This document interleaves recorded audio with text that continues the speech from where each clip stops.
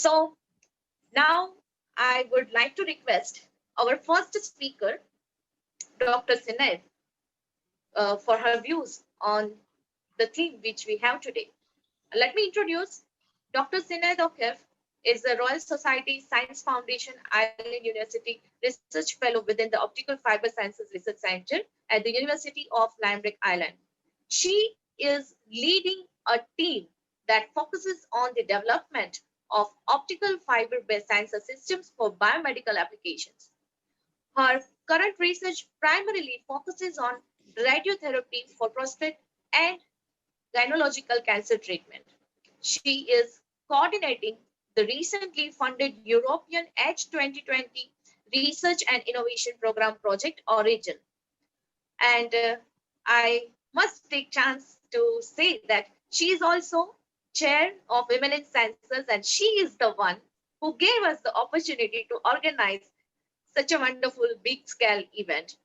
And looking at the success of this event, I feel that every year we are going to organize WiSe Week. So maybe we will again see you all on WiSe Week for WiSe Week 2021. So over to you, Dr. Sinead. We would like to hear from you, your views on the theme which we have today. Thank you so much, and thank you for that warm introduction. Dr. Sinead. So firstly, I'd like to thank the organizers for all the work that they've done in putting together such an amazing program, and for inviting me to join your panel today. I'm very enthusiastic to be here.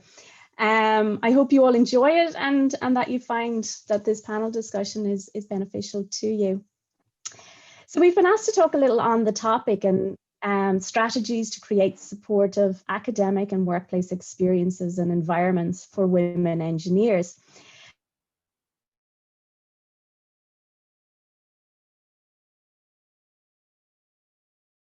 I'll start by giving you a little brief overview as to what I do and a little on my background to date.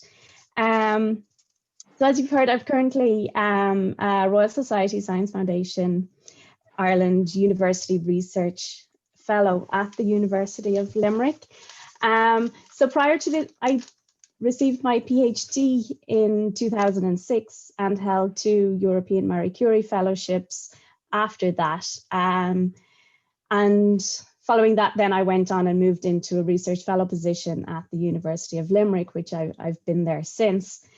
I've held my Royal Society Fellowship since 2016.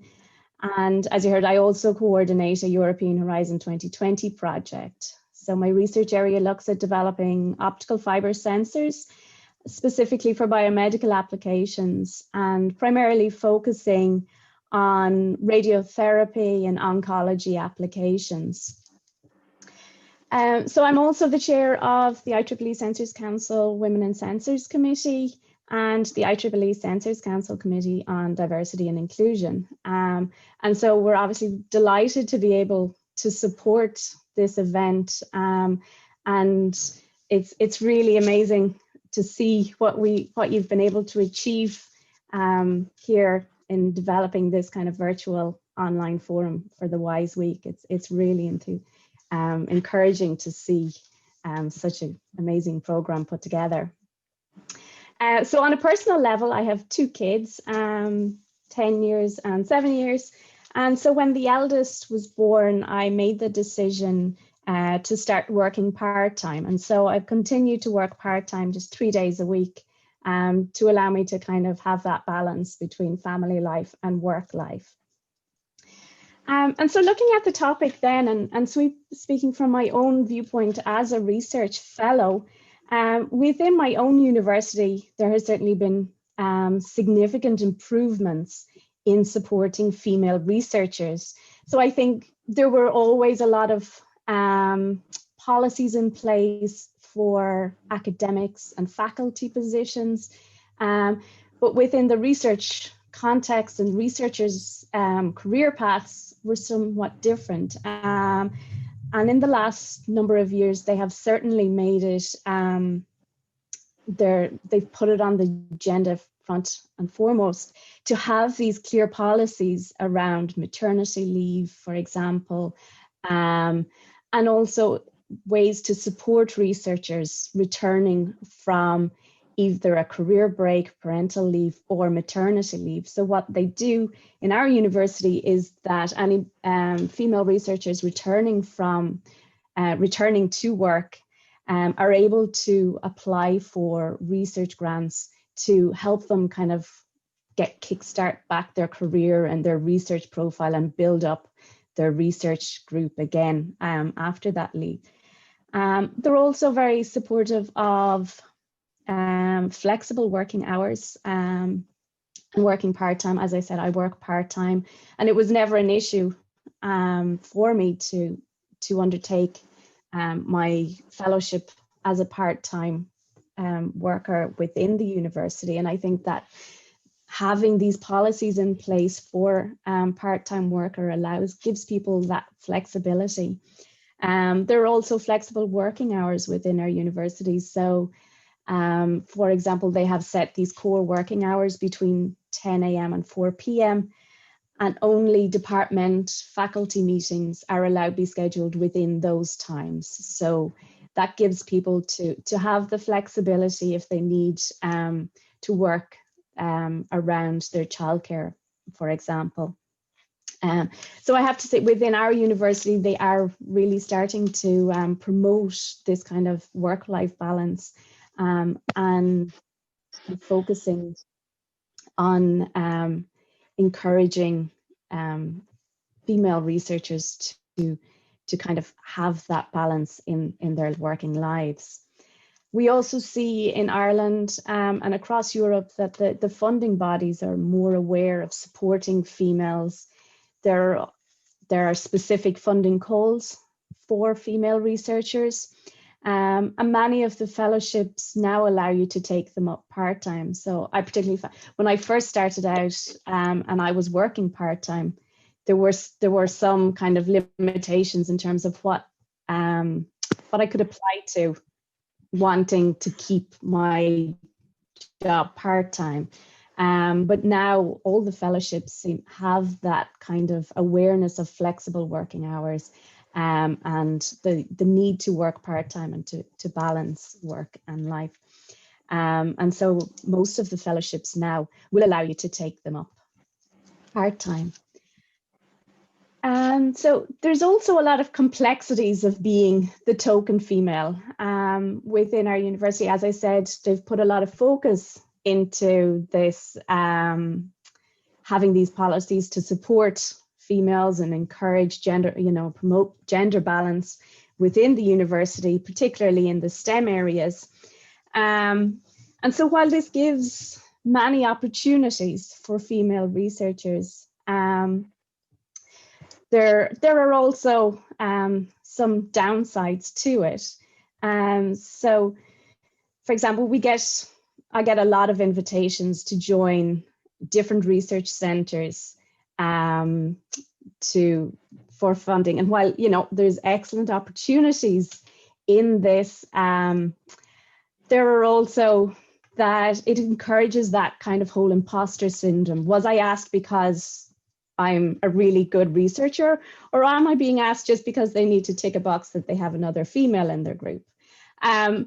And so, there's always these complexities surrounding kind of why are you being asked, and that kind of that feeling of, was it just because I'm a female? And what I would say to anybody in that position is to just seize all the opportunities. Yes, sometimes you are only going to be asked because you're the token female, but other times you can get huge advantages of that, and so make the most of it, and try not to question it too much. They wouldn't ask you if they didn't need you in their group, and you can get the most out of whatever they offer you.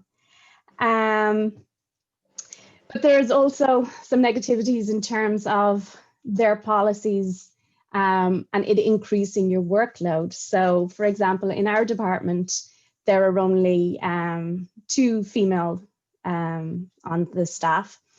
So there's one lecturer and myself as a permanent faculty researcher.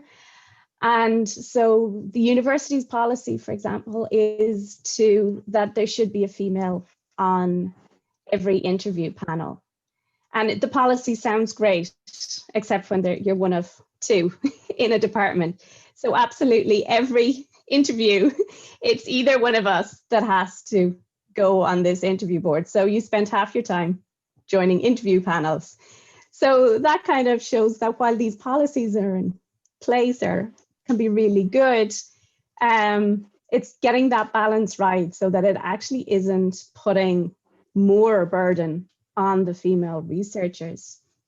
The same as for open days and recruitments, you know, so obviously it's very important to show this gender balance across the university, and particularly when you're trying to recruit females, you know, you need the female role models there. But again, when there's two of you, it's generally both of you being alternately asked to do this. So these are just some of the negatives, but you know, you take the good with the bad. I think it's good to have these policies, but it just sometimes some thought needs to go into it so it doesn't burden people too much. Finally, just one last thing that I'm going to discuss is a little bit on the outreach that we do in our group, because I think that is one of the ways that universities can really support and encourage gender balance. So we work a lot with primary school, and so ages kind of say from 5 years to 12 years. And speaking with the teachers, we've learned that really already at kind of the ages of 6, 7, the children already have those stereotypes as to what a female role job should be and what a male job is. And so really it's targeting those areas right at the very start and kind of create that pipeline up the whole way to having these female engineers. And so we do a lot in our research group, working both with the teachers and to try and encourage to change their mindset as to kind of what research is, what engineering is, and work with them to develop these lesson plans that they bring back to their schools and kind of encourage more kind of research focused and excitement within the children for STEM careers. And we do a lot of projects in visiting these schools and kind of breaking down these barriers. So within our group, we have a number of female researchers, and so we really actively try to kind of break down those stereotypes that these young children have. And I think starting at the really junior ages is the best way we have of ensuring that there is kind of a strong future for females in STEM careers in the future. So that's all I have to speak on, and I look forward to answering your questions at the end. Thank you. Thank you so much to share your journey with us. I can say you have grown through, not just going through your journey. Now, am I audible? I'm sorry. Yes, ma'am. Yes, ma'am. Thank you. So your journey, Dr. Zined, I can say you have grown through it rather than just going through it. Thank you so much for sharing your views with us. Now, we will have our next speaker, Dr. Helen Mulvana. Dr. Helen is a Chancellor's Fellow in Biomedical Engineering at the University of Strathclyde, Scotland, UK. Her research focus is ultrasound for disease diagnosis and targeted therapies. Graduating with a degree in mechanical engineering, she worked in industry before returning to academics for her doctorate and postdoctorate research. In addition to her research, she led the School of Engineering to promote equality, diversity, and inclusion for staff and students. Currently, Dr. Helen is also leading an EPSRC Inclusion Matters project, which is aimed at finding solutions to the leaky pipeline for women in academia. So I think she is the best one, again, to speak on the strategies for better experiences in academics and workplaces for women engineers. Over to you, Dr. Helen. Thank you. I have some slides to share, so I'll just do that now. Yes, ma'am.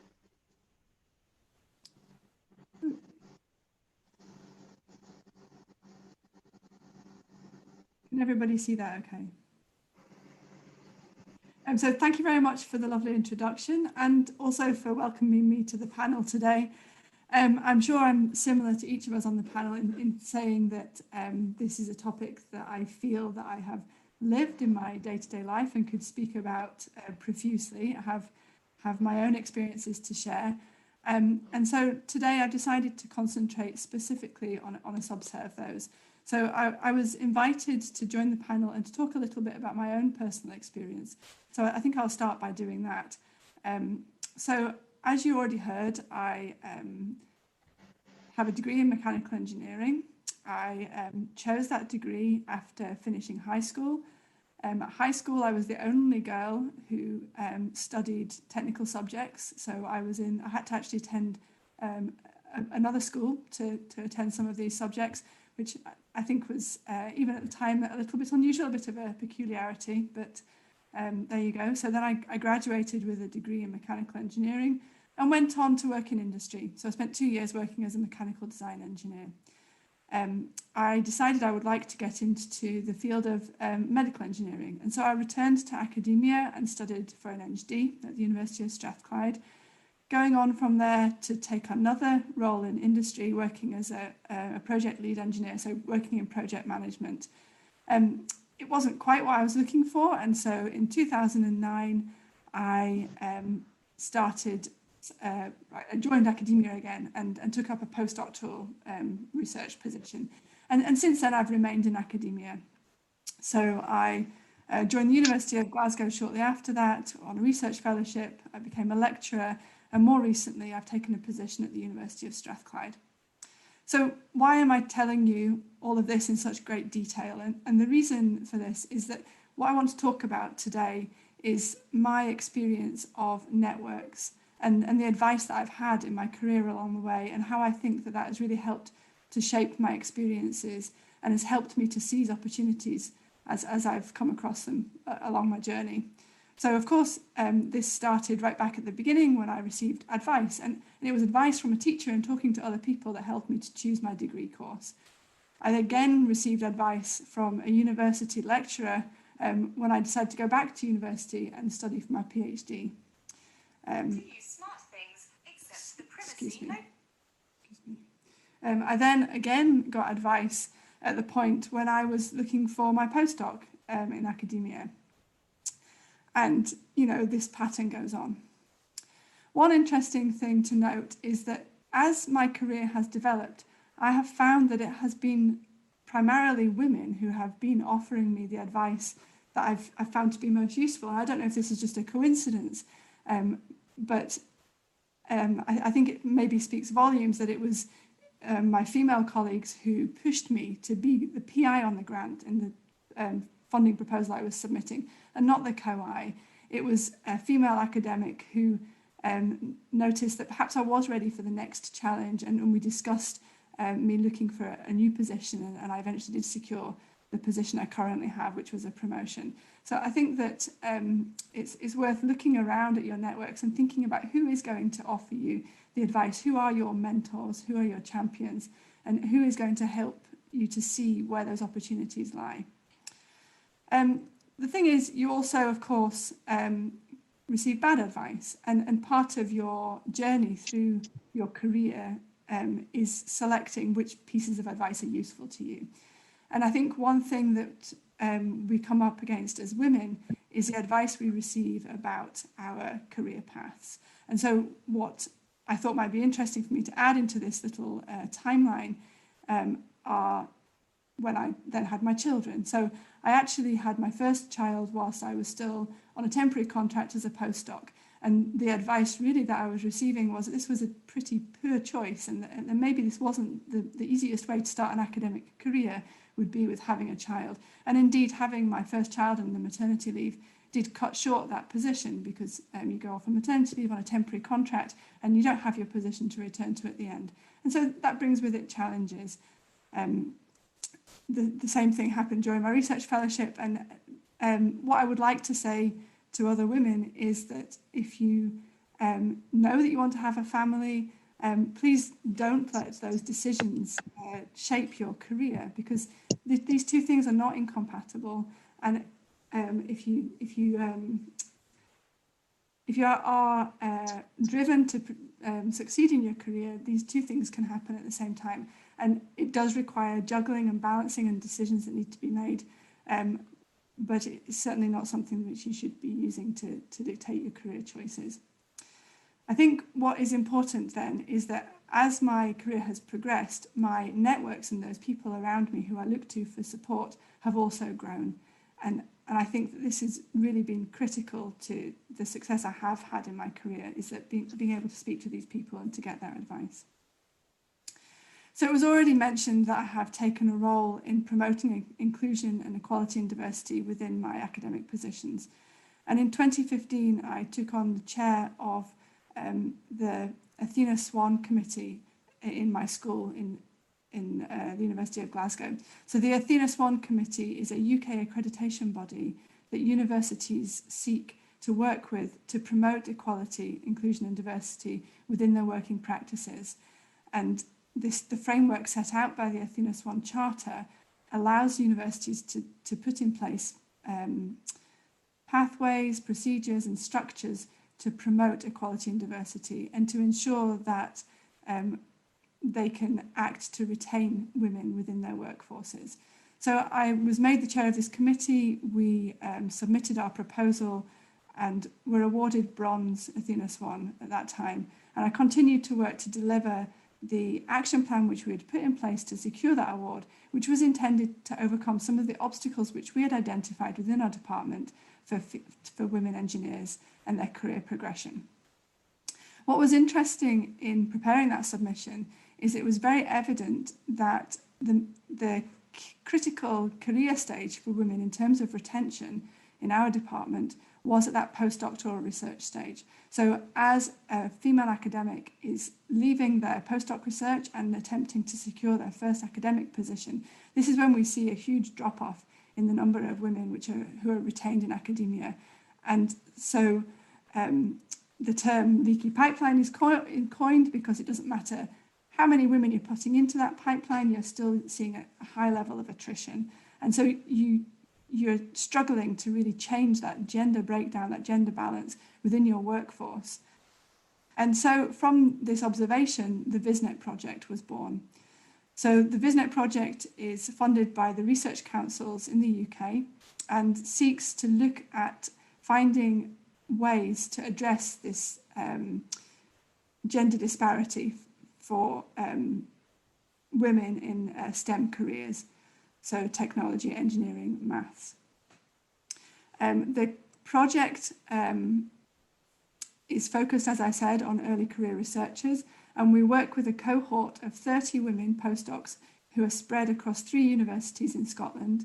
And what's interesting is that they are both the research body, so we're using them as our research subjects. We are subjecting them to questionnaires and we are tracking their progress. But we're also using them as the source of information and to trial out our interventions. So we are investigating ways to strengthen those women's careers and their career prospects by using virtual in situ networking processes. So as I said, we have these 30 women ECRs. We track their progress through interviews, through network mapping, and we're doing this over 2 years. And the idea being that we get real quantitative data that we can use to both document the problem, to identify where the problems exist, but then also to demonstrate how our interventions have been successful or otherwise. So what we've found in speaking to our cohort is that we have these common themes and these common challenges that women experience, and some of them have already been mentioned by Sinead. We have an issue with low confidence and imposter syndrome. Women are less likely to have the freedom to travel in some cases because they may have other caring responsibilities which prevent them from having that same freedom. We have had reports of chilly climates and perhaps even harassment when women have attended conferences overseas. And this kind of old boys club or subject silos, which can make it difficult for women to feel part of the conversation. And that obviously means that women can feel excluded, or they feel there are greater barriers in them taking part in those discussions, which would lead to that research paper, that piece of work, that funding collaboration. We've also noticed that ECRs in particular, early career researchers, do not always make the most of the networks that they already have. So the people they already know and their peers. Their peers in particular were a specific group of these networks that were often neglected in terms of thinking about who were the important people around them who could help them achieve their next research or career goal. And in particular, there was very little use of online tools. So our researchers were not previously particularly engaged in social media, they were not particularly using Twitter, and they were not particularly using LinkedIn or developing their own websites.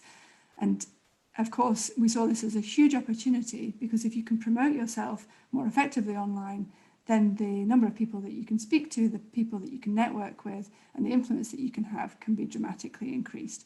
And so we've worked to support these women. We have provided them with training on the issue of imposter syndrome. We have spoken to them about using social media to promote themselves and the use of more effective networking tools. We've also been interested in mapping their networks and supporting them to grow those networks. And we use a tool here, as you can see displayed, which helps us to monitor that progress and look at the difference between how our early career researchers were behaving at the beginning of the project and how they are now behaving. So you can see a little bit of this here.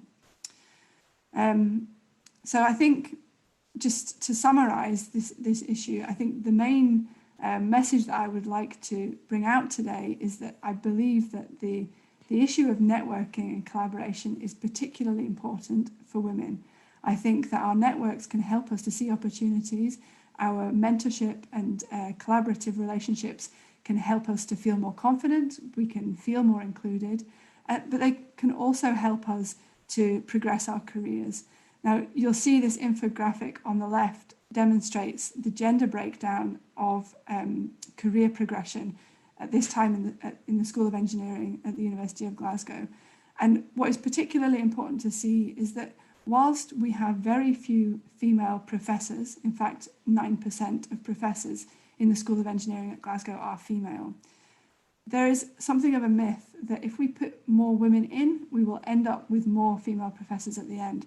But as you can see, the bulk of the female staff are actually on grade 7, which is a research fellowship, postdoctoral and early lecturer grade. So what we're seeing is that women are not progressing, and it is this inability to progress which is creating or certainly contributing to this disparity at higher career levels. And in fact, women are leaving, which exacerbates the problem.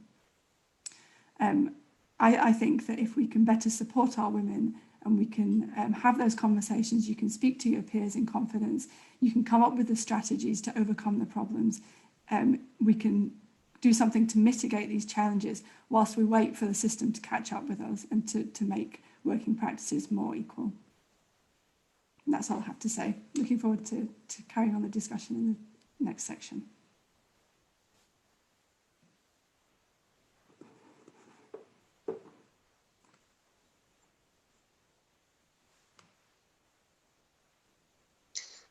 Thank you so much, Dr. Helen. You raised this point for gender equality. I am totally agree with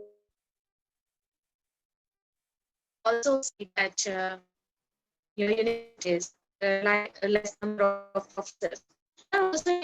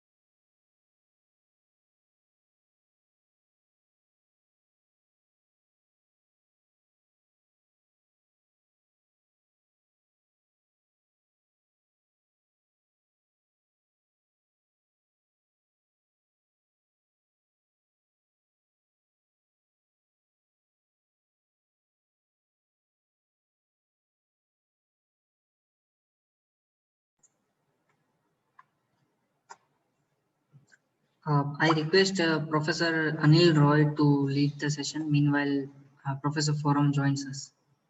Okay, sorry, she is with us right now. Ma'am, you are on mute. sorry, I got disconnected. Actually, due to heavy rain, I'm facing some network issues here. So I no, I have muted. Can you hear me? Ma'am, your voice is breaking. Your voice is breaking. Please confirm. Your voice is now. Now it is coming. Yes, we can hear you. Can you hear me? Yes, ma'am. Oh, okay. Okay, thank you. So I was actually sharing with Dr. Helen that in India also we see that less number of professors, because you gave the example for number of professors, so I'm taking the same example. So less number of professors, that is right. You said something around 9%, but when it comes to leadership, it's maybe less than 2% we can say. So when it comes to leadership, we have very less number of female over there. So I totally agree with you, ma'am. And the strategies which you shared with us, I will definitely say that that is really very informative thing. So I'm inspired by you, ma'am, and you are working so hard, especially for women in academics, and you are doing great job for research, and you are also mother of 3 young children. So we all are very inspired by you and your energy. It was nice to hear from you, ma'am. Thank you so much. Now we have with us Dr. Jill Gostin. Dr. Jill Gostin is a principal research scientist in the Software Engineering and Architecture Division of Georgia Tech Research Institute's Sensors and Electromagnetic Applications Lab. And she is past Deputy Director of GTRI's Information and Communications Lab. Dr. Gostin is the IEEE Region 3 Director, and she received her bachelor's degree in mathematics from Greenville College and her master's degree in applied mathematics from Georgia Institute of Technology. In 2016, she was named the Women in Technology, the Women of the Year award she had received. So I think this might be the dream of many of us, have this such a big recognition. We are glad to have you with us, ma'am. Please share your thoughts with us. Over to you, Dr. Jill. Thank you, Forum. Can you all see my screen, my slides? Okay. Thank you also to the Gudrop section. Yes? We can see your screen, but we cannot see your slides. Like there is an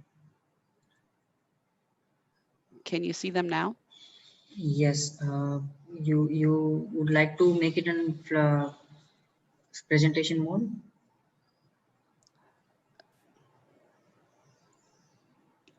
Yes, ma'am. Now we can see this. Okay, great. Thank you. Thank you. So I was just saying thank you to the Gujarat section and to the WE group within Gujarat for organizing this great event. It's an honor to be here talking to you and to be on a panel with these other great women. I have worked at the Georgia Tech Research Institute since 1985, August of 1985. And if you very quickly do the math in your head, that's 35 years ago that I first started. But part of my story is that 12 of those years I worked hourly as needed, essentially part-time, only when they needed me, when my kids were young. But by doing that, keeping involved, even at a low level, it was a lot easier for me to come back full-time when I was ready to do so. So I came back to full-time. I was out from 1995 to 2007 with my kids. My kids are now in their 20s, out of college, and I'm quite proud of the people that they have become. In addition to my work at GTRI, as was mentioned in my introduction, I serve on the IEEE Board of Directors, and I have been on the Computer Society Board of Governors, and I've served on the Censor Council in several roles. So I have served in leadership roles, management roles. At work, I've been a researcher, I've been a project director. So I've seen how things work from multiple points of view. And that's kind of what I want to talk about. I've also given talks to multiple groups about the issues that we as women face in STEM careers. And so I've pulled some information from those presentations onto these slides. May not go over every bit of it, but you'll be able to read it while I'm talking. So, why are we talking about this? And if you're currently working as a woman in a STEM career, you probably already know the answer. But just to pull some background in general, you will see that scientists and engineers seeking employment, 50% of them are women. But then if you look at how many women are in the careers, there's only 28% women that are in science and engineering careers. And also, a surprising statistic is that the number of women in computing has actually dropped.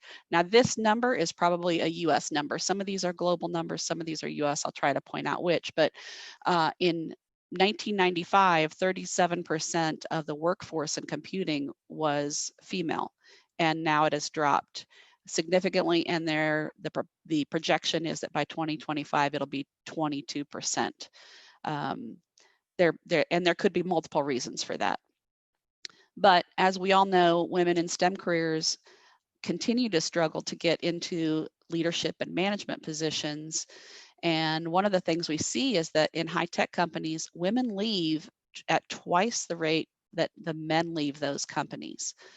It's not, we don't have answers about why for all these questions, but we can still start to look at how we can make some changes to maybe help address the questions. And if you talk to women that have been in their careers for a while, you'll find that they have a story about something that has gotten in their way, about some challenge they have faced, that we can find ways to overcome. So this is another interesting number, and this one is from US in particular. A third of women that are over the age of 35 are still in junior positions. I mean, just think about that. I don't know what the number is for men. I know it's smaller, but I don't remember. I did see that number. But what's significant here is businesses that are led by women perform 3 times better than those led by men. And I'm talking solely led by men with, for example, no women on their board of directors. And as I said for my own story, when I had my children, I changed to part-time. A lot of women just leave when their children are of a certain age, or they change to part-time, or they have to find some other way to deal with hiring someone to take care of their kids, whatever. But a lot of women, half of the tech-educated women, leave their jobs when they have children.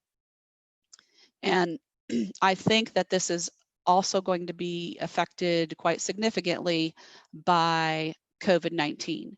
Of course, it's being affected right now very significantly by COVID-19 because a lot of the responsibilities for caring for children that can't go to school, for example, are falling on the women. But we don't yet know what the long-term effect is going to be. Are those women going to stay home? Are they going to just go back part-time, or will they come back full-time? So we don't really know that yet. And globally, the percentage of women in the workforce has actually decreased recently.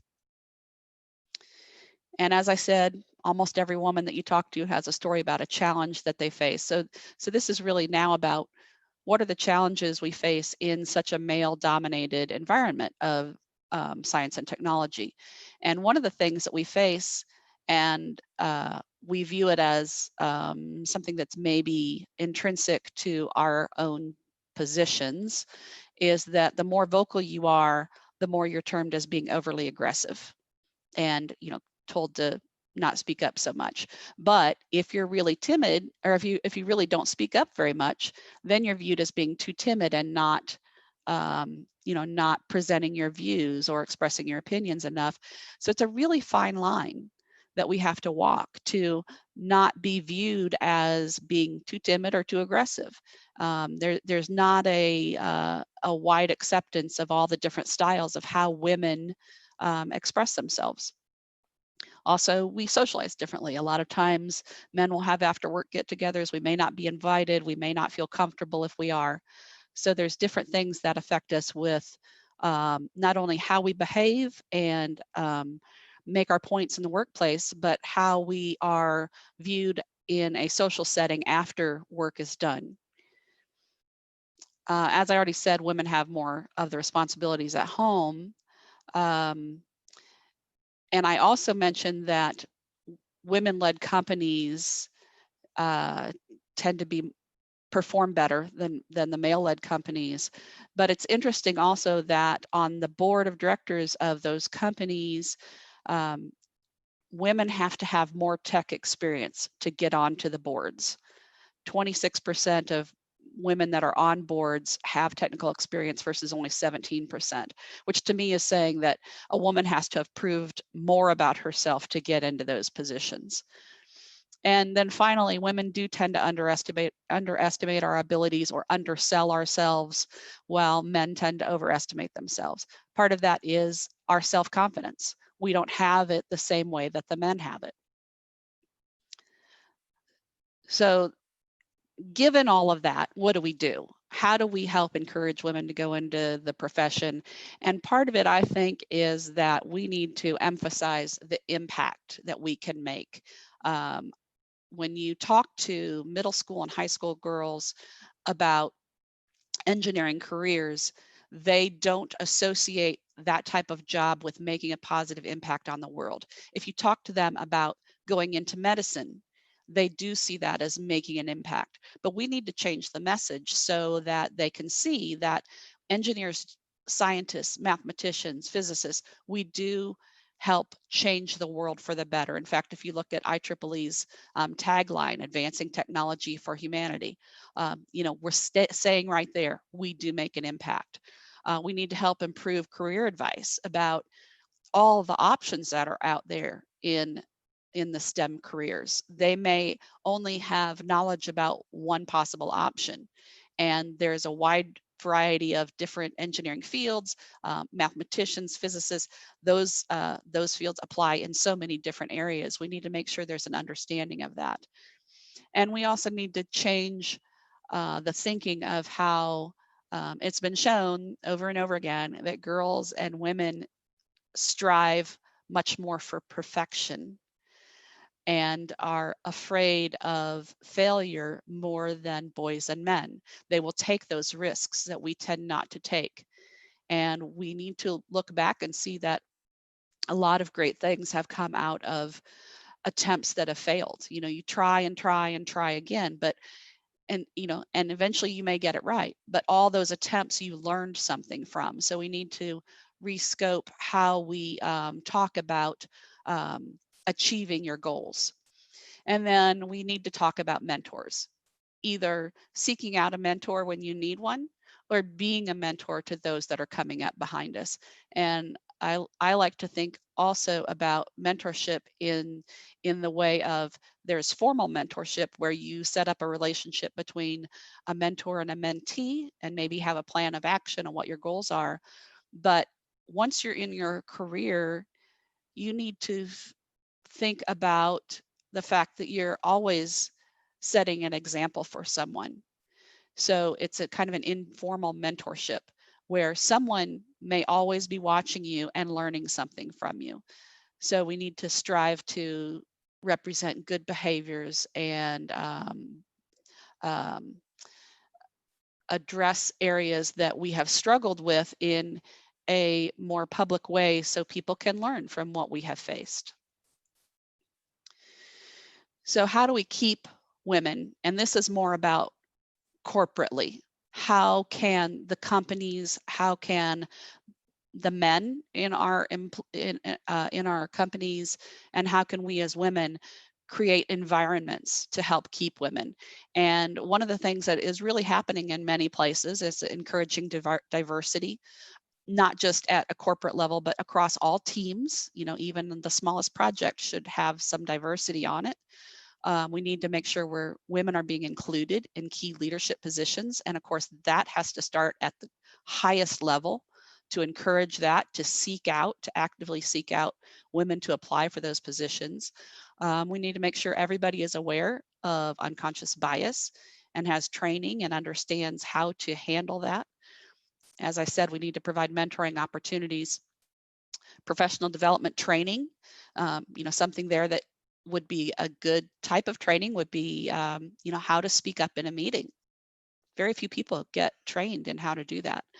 And we need to provide tools and resources that address some of those issues that are very fundamental to women, especially as we go through times in our lives where we have kids that we need to take care of, or we are pregnant. We have to have things like flex time, telecommuting opportunities, maternity and paternity leave, vacation time available, and maybe shared work arrangements where each woman works half of a position to cover the full-time position.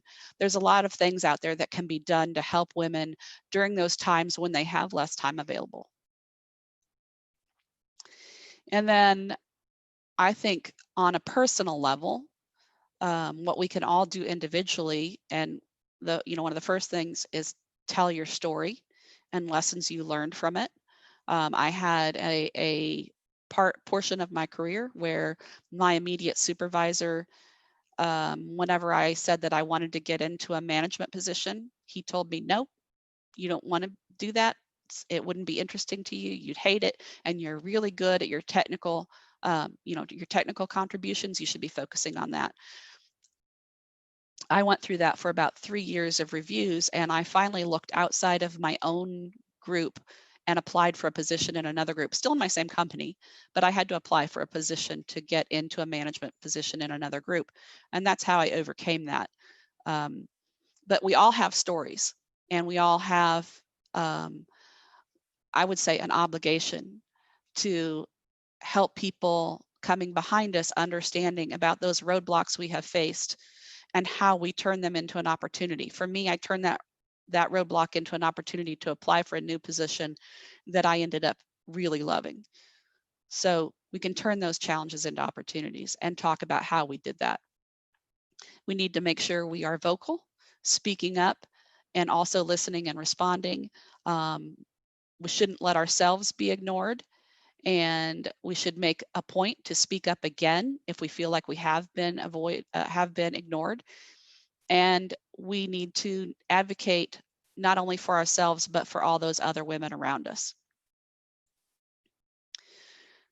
So this is, I think, this is my final slide. We need to, most of all, make sure that we are championing policies being put in place that advocate for women. We need to work at the highest level of trying to create the environments that will be supportive of women. And then from the lowest level, we need to put the responsibility on ourselves to help other women. And this applies to men and women. We should be working to actively encourage them to, if they've gotten interrupted in a meeting, to speak up for them and say, now what were you saying? Can you repeat it?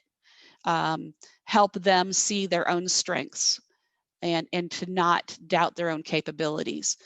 And especially for those of us, so particularly for me, who has been around for a long time, we need to be doing for others that are now coming up what we wish had been done for us back when we were at that stage in our career. So I'll just leave this with a final reminder to, we need to be listening, we need to think and then speak, and then we need to listen to, the response that we get. I had someone give me advice one time when I was at an IEEE board meeting, and it was to, we were hearing a lot of people speaking up, and we were trying to, a lot of them, I think, were speaking up on things that had already been said or didn't need to be said again. And I was told, always think ahead of time, plan out what you're going to say, make sure it is unique, and say it as concisely as possible, and then listen to the response. So always think before you speak, and then give it time and listen to any feedback that you get, and then you can follow up as needed. I don't know if these slides are going to be given out. I have references for all of the numbers that were in here on the last slide, but that's all I have to say now, and I look forward to your questions. Thank you so much, Dr. Jill. And I would like to say that this advice I'm also going to follow from now, that listen, think, speak, listen. That's really wonderful advice you have given us. And you also say that every woman has a story. True. And all are having so many responsibilities. Having so many responsibilities, we all are multitasking, but we have to focus on each and every task assigned to us. And you also shared that we should change the way girls think. I totally agree with you, ma'am. And I also say that actually this has to be addressed from the birth of the child, because, particularly in India, the girls are always gifted dolls. Though they can play with cars, but girls are always gifted dolls. So I think this has to be addressed from that small age. But at the end, you gave us wonderful ideas. And in fact, I will have to go back to the video and I will pen down those ideas and those strategies, because it is a long list. And I'm really amazed to see that slide. Particularly for that slide, I'm going to refer this video. Thank you so much, ma'am, for sharing your views and your strategies with us today. Thank you so much. You're welcome. Thank you. Now we have Dr. Nazanin Basirikar with us. Dr. Nazanin is Professor, Georgia Institute of Technology, USA. Her research interests are in ferroelectric and multiferroic materials and their application to nano and micro electromechanical systems as sensors. Her research projects integrate micro and nano fabrication techniques and process with fundamental science of ferroelectric materials. Her research lab is Smart Materials Advanced Research and Technology. S for smart, M for materials, A for advanced, R for research, T for technology, SMART. All projects involve interdisciplinary research across the fields of mechanical engineering, material science, and electrical engineering. So over to you, Dr. Nazanin. We are excited to hear from you. Thank you for the introduction. I'm going to try to share my slides, and I think I will be able to skip a lot of the details in it, hopefully. Oh, goodness. Trying to go through all of this, and now it's suddenly telling me that I will have to quit if I want to share my slides. How wonderful. So never mind, that might not work, I guess. This has never happened before. I will try to do it again and see if this time, is it working? Yes. Yes, okay, let's see if it still works if I go in presentation mode. Is it still working? Yes, ma'am. It's working. Excellent. Okay. So I will give you just a brief introduction beyond what was given to you. I actually hold the Harris Saunders Jr. endowed chair position in mechanical engineering at Georgia Tech. The mechanical engineering is the oldest school at Georgia Tech, and it was the one that created the institute. So it's over 130 something years old, which is nothing if you compare it to most of the European and Asian institutions, but it is something in the US timeline, which is a substantially shorter history. And I'm the first endowed chair position that has been handed out, has been ever occupied by a woman. I'm also the past president of the IEEE Ultrasonics, Ferroelectrics, and Frequency Control. So some of the things I will tell you come from the point of view of somebody that had to make it through a lot of, indeed, male-dominated background, but it worked out ultimately.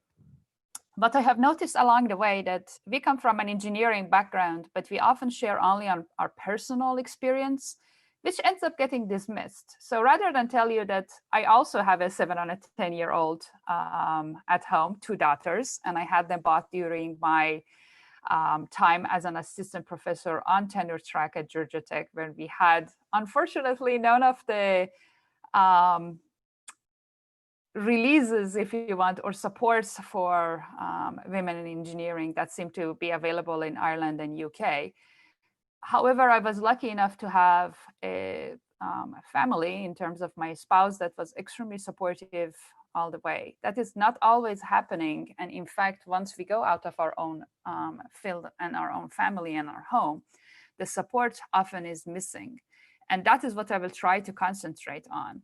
In particular, when you look at the metrics for academic advancement, and I took the one only from the Georgia Tech Faculty Handbook, you look for measures of scholarly activity, quality of teaching, and peer evaluation, and then leadership, which comes substantially later. And these mean how much money you have brought in, how many papers you have published, how many students you have graduated, and what kind of evaluation you have received, and how external people in their similar field think of you, their opinion. The challenge for women in these fields is that, the challenge in our field is that all of those metrics are absolutely not quantitative valid for comparison of male and female, and they're skewed to favor of the men.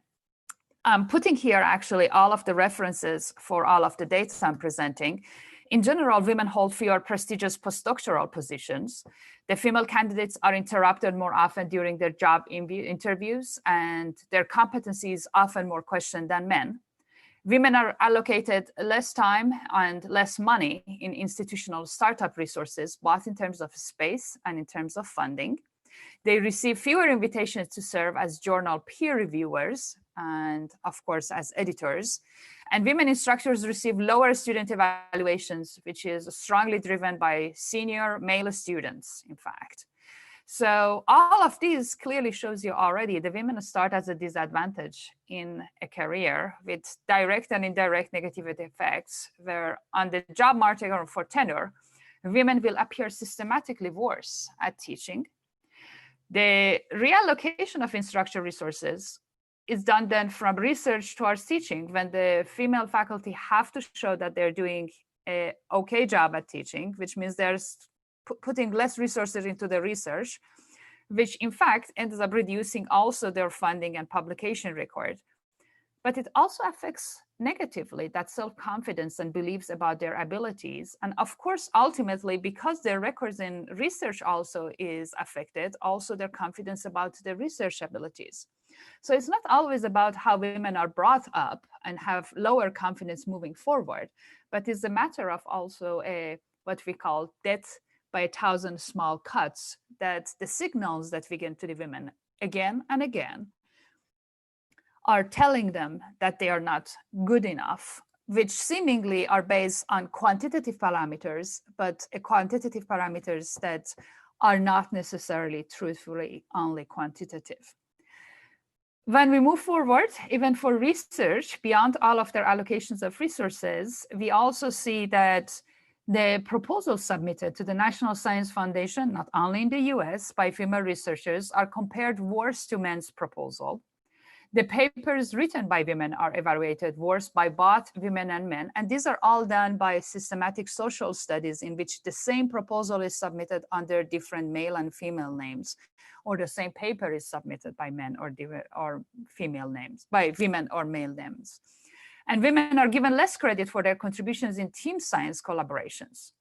They are also less frequently cited than equally positioned male authors. And this goes back to the concept that Jill mentions earlier, when there are these closed networks and it was actually mentioned earlier by Helen too, then there are closed networks of men that exclude the women effectively. And in general, men cite their own papers 56% more than women do. And self-citation has even increased even more over the most recent years.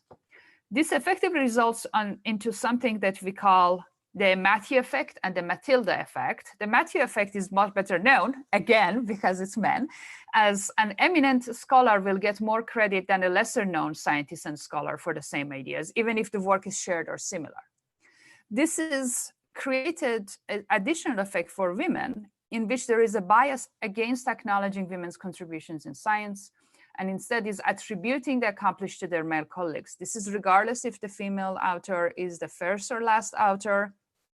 It is an observation that goes in many of the Western counties and is valid also for citations, for mass media requests for contributions, any kind of recognition of awards, and invited and plenary speakers. In fact, I'm sure you're aware of it. There is multiple websites and Twitter accounts. They actually point out when a panel is only held by men participants, or there is no diversity on it, when there is a public shaming happening. Not that it makes substantial difference, but there is actually a pledge going on for allies of women and diversity, in which a male that is a researcher requested to participate on a panel that sees no diversity on the panel should refuse to attend and point out to the organizer that there is no diversity on the panel. With respect to IEEE, unfortunately, things have been relatively quite shameful too. There have been in 2017 no female medal recipients and only 2 female technical field award recipients in general in which is less than 10%. And the nominations were also limited. And this has been actually continuing till 2018, 2019, where a committee at IEEE tried to change with diversity and inclusion, which has improved slightly the results. However, the challenge has been a big backlash in which the men do not believe the data on gender bias in sciences. I'm reading you this directly because there is no other way of putting it. Scientists are not as objective as they think they are. It is an extremely destabilizing realization for someone whose entire career has been rooted in the belief in human objectivity, that they might not be as objective, or they might not have got credit for what they have, in part because they are their gender and it's a male. No one wants to believe that they achieve their success based on their gender or ethnicity. We all want to feel that we deserve the success based on our own merit. So this, unfortunately for women, means that they believe less in themselves because they do not want, as Sinead said earlier, they don't want to be the token woman that they are offered an opportunity, while men have never a qualm about having been given opportunity because they're men. This in part actually leads to critical numbers in which the presence of women in a field in very small numbers is seen as a peculiarity and as a cute thing to happen. Once the number and the percentage of the women in the field increases, there is a usual backlash from the peers and colleagues in which there is a resentment, thinking that the women or the people of color have been included based on their gender or race. And only once we gain an approximate parity in the field, such animosity disappears again. So there is a challenge there in representation. There is also a challenge in the way we talk about each other. And this was found from an anonymous online message board in which the words associated with men were very different from the way the words were associated with women. While there are words like bully and juicy or keys, I'm not sure what that means, but they have words as advisor, prepare, fought, Wharton, and this is one of the topmost economic business schools, Austrian, which is an economic model, mathematician, but they are the words textbook, greatest, amusing, episode, pointing. These are qualitative words that are in general positive. But if you actually look at the words discussing women, they have substantially not technical meanings, and they are mostly derogatory by looking at them. So it's even the way that we talk about men and women that makes a difference. So the question is, what can we do? There is a lot of what we can do that refers to what women can do, but many of these actually apply to the allies, to our male colleagues that can do.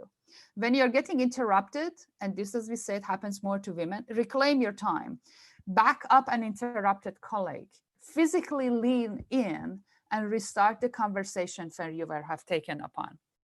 Fight the Matilda effect. Do speak up. Do not expect that people will recognize your merit on your own, because you will be at a disadvantage.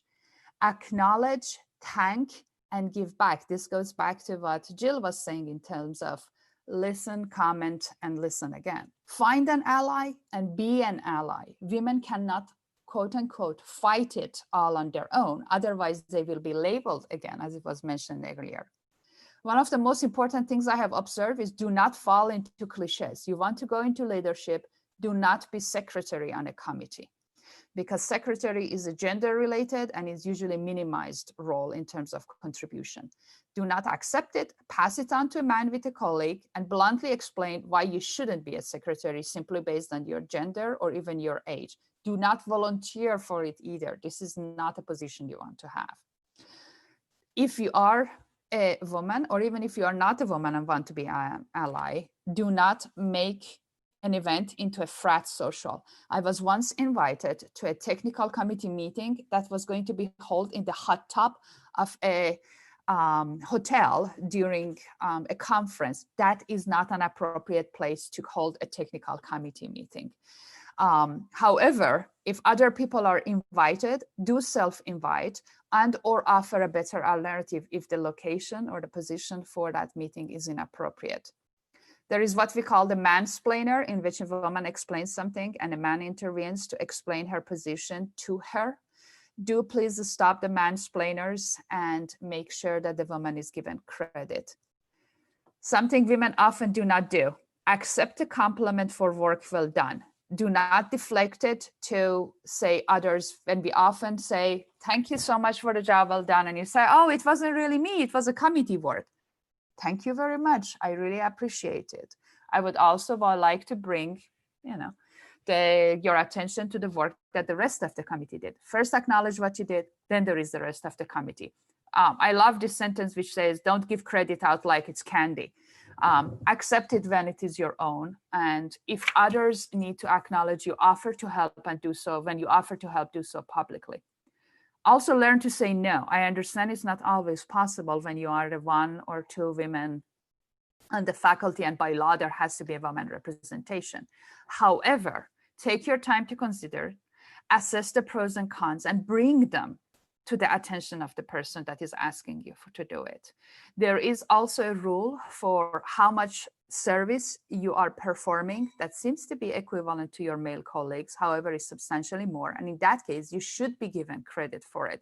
Make sure it goes in writing and make sure it goes in your performance reviews, quarterly, annual, or whatever it is. Do not forget to bring it up, because that is a substantial amount of work you have done, even if it does not necessarily fall under research and teaching. Ask always to have growth opportunities from your network.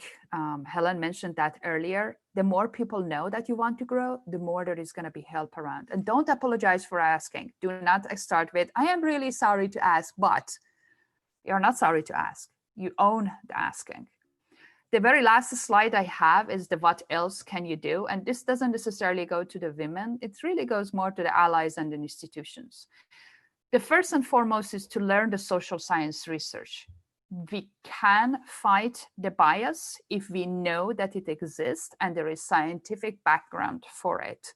Scientists tend to dismiss things that are not scientifically backed, but they have a much harder time to say such and such publication was wrong. And the social sciences help us in there, although it seems to be not really immediate for those of us in science and technology, if you want, and engineering. Be the ally. If you see something, say something. That you are a woman and man, it doesn't matter, but to stand up for what is right, because it has happened to you and it can happen to somebody else in the future. If you don't fix it now, it's not going to get fixed by itself. I say it's really important to listen to women, because bringing them on board does not mean that they're going to be kept on board. And as expecting that everybody speaks on a board meeting or on a faculty meeting or even during a normal, group meeting, does not mean that you have heard everything.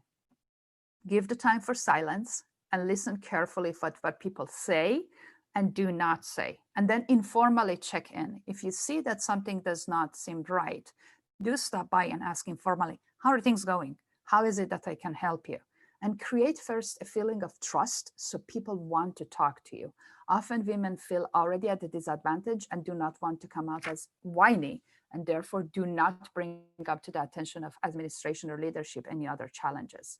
Seek external catalyzing resources. Our colleagues in Ireland and UK were able to tell us about a lot of support that exists in the, I was going to say European Union, but I guess soon not anymore. But there are many countries that are doing things right. There are many places in which there are funding from non-governmental agencies to support helping women in science and engineering, but always start at the lower level. We start with our students, because the students are going to be the future colleagues, and the students are going to be the future administrators and leaders. When you do share, make sure that you create allies of them rather than turning them against the cause. And in general, just remember, this is an adaptive leadership challenge. Humans are inherently scared of change. And the people that have the privilege, although they might not recognize this, are going to be the one that will feel most threatened in changing the status quo. So it's very important in engaging them behind the door before bringing something to the table. That's pretty much it. Again, I would be happy to share my slides and the references if you want for sharing again on your website. And I'm done. Thank you. Thank you so much, Dr. Nazin.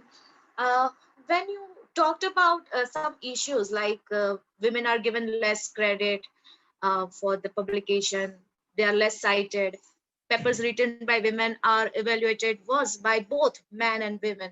So I really felt worried, but nicely you also at the end explained how we can overcome this situation and what is in our hand, what we can do, what are the possibilities to overcome the situation. So thank you so much for sharing your ideas with us, ma'am. Thank you. Now we have Dr. Zainab Salik Butler with us. Dr. Zainab is a professor of electrical engineering at the University of Texas at Arlington. She received her MS and PhD degrees in electrical from University of Rochester. Her research interests include microelectromechanical systems, multifunctional sensors, noise and reliability in nanoelectronic devices. Her research has been supported by NSF, NASA, AFSR, ARO, Texas Higher Education Coordinating Board, SRC, Texas Instruments, Freescale Semiconductor, L3 Communications, ST Microelectronics, Aeronautics. The list is really very, very long. She serves in the editorial board of IEEE Transition on Electron Devices, IEEE Sensors Journal, and Journal of Nanoelectronics and Electronics. Professor Salik Butler has received several awards, including the University of Texas at Arlington Outstanding Research Achievement Award in 2006. She also received IEEE Dallas Section Electron Devices Society Outstanding Service Awards in 95 and 97. IEEE Electron Devices Society Service Recognition Award in 95 and 2009. IEEE Electron Devices Society Distinguished Lecturer Appreciation Award in 2006.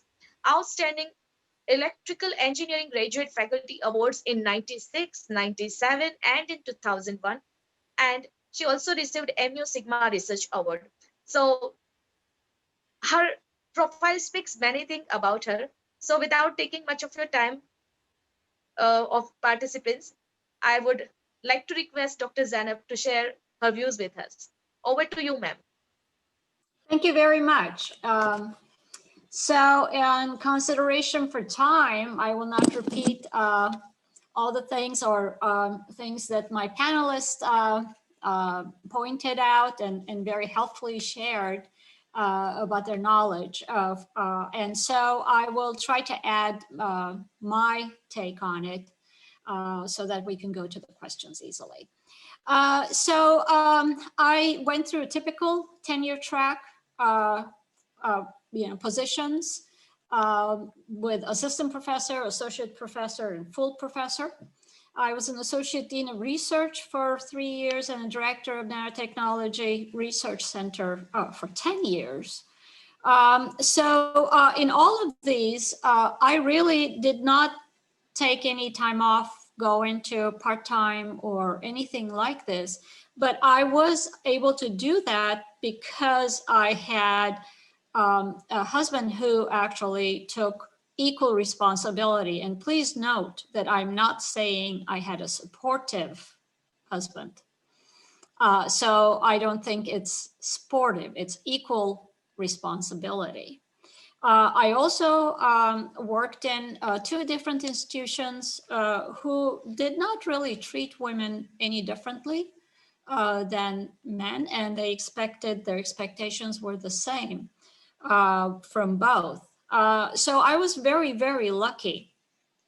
However, I was the only woman for 22 years in my department in 2 institutions.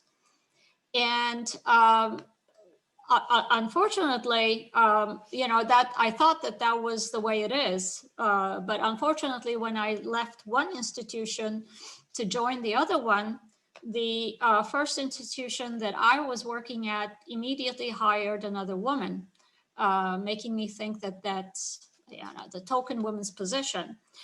Good news is at University of Texas at Arlington now, in my department, we are 6 female faculty members out of 27 in electrical engineering.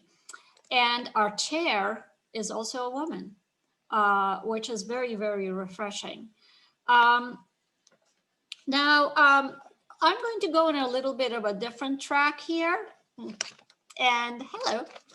And I think what needs to be done is first, not changes in the STEM, not changes in how females behave, but we need societal changes. Societal changes need to come first. And I do know that this is probably not the forum to discuss this, but it has been for centuries, primary income earner in a family is the male.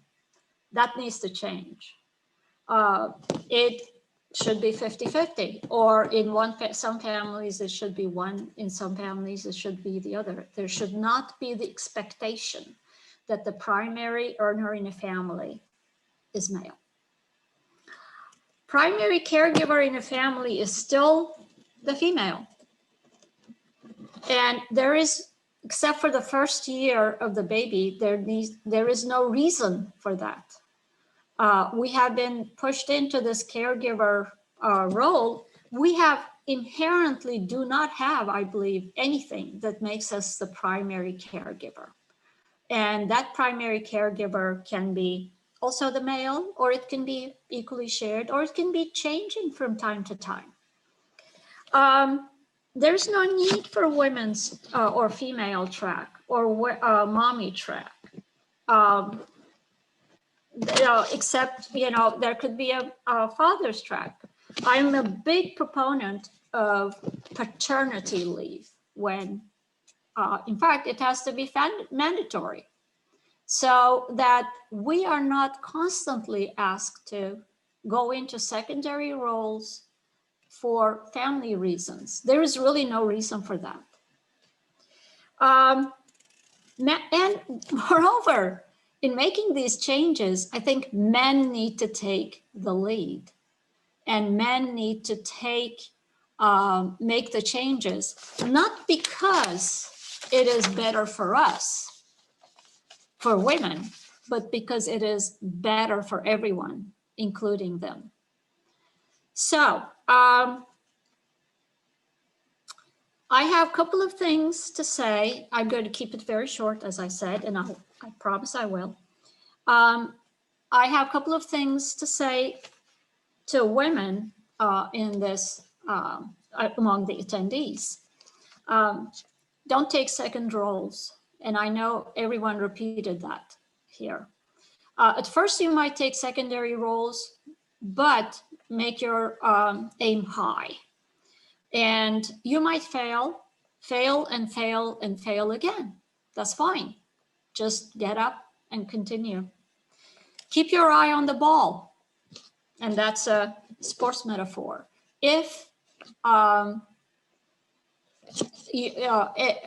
has to be a goal, or there has to be something that will make you score, and work towards that.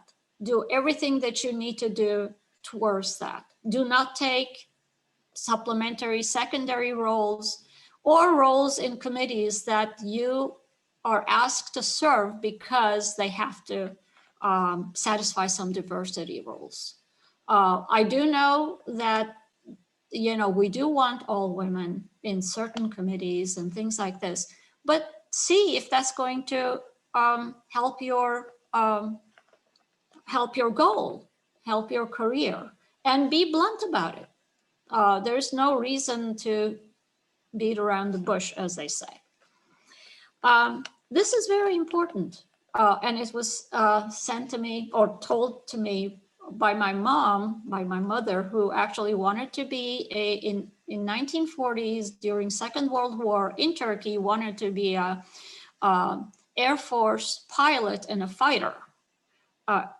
That didn't happen because they didn't take females, but she did go into military. Don't show blood. So unfortunately, it is assumed that females are weak. We are caregivers. We are soft. We're not. We're not. So don't show blood. Don't show vulnerability.